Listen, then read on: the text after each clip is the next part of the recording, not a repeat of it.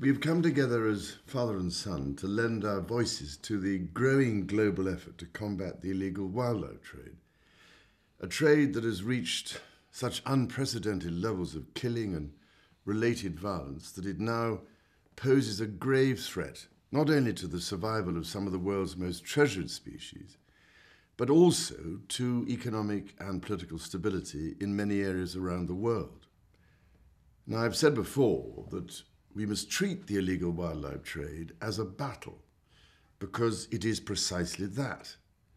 The rising and apparently insatiable demand, much of it from Asia, has provided an economic incentive for trafficking to become increasingly criminalized and professional. Organized bands of criminals are stealing and slaughtering elephants, rhinoceros, and tigers, as well as large numbers of other species, in a way that has never been seen before, pushing many species to the brink of extinction. They are taking these animals using the sophisticated weapons of war, assault rifles, silencers, night vision equipment, and helicopters. Unarmed park rangers are no match for these organized gangs and high-powered equipment.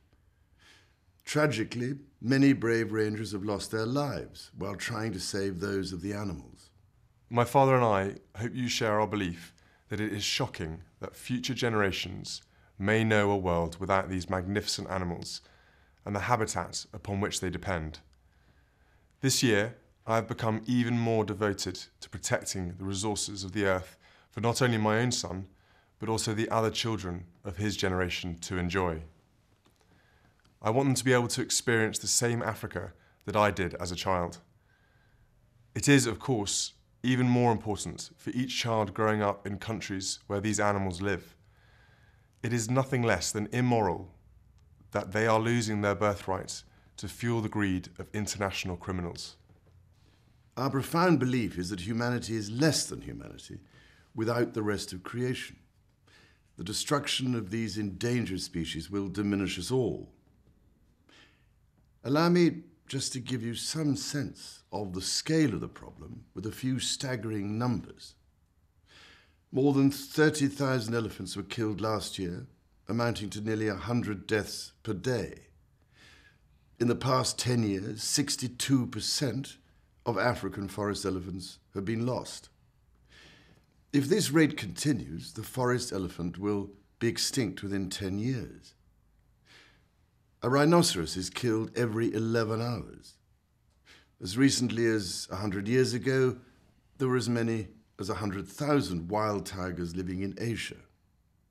Today, there are believed to be fewer than 3,200 left in the wild.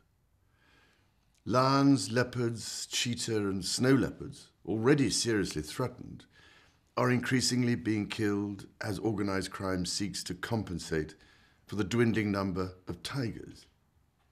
Despite the terrible crisis that we now face, we both continue to be optimistic that the tide can be reversed. We've been so impressed by the brilliant work already being done on the ground to improve enforcement and in consumer countries to stop the demand for wildlife products. We're also extremely encouraged that this issue is now starting to receive the attention it deserves at the highest levels of government. It is heartening that many African leaders are proactively developing plans of action and seeking solutions.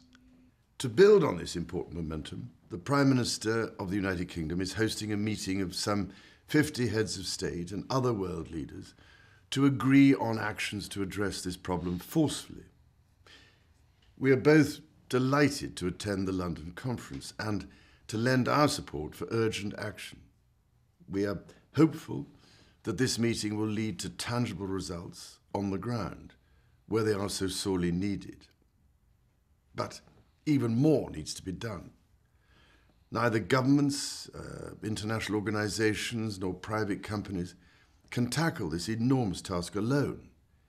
It will take action from all of us to beat back this highly organized criminal activity.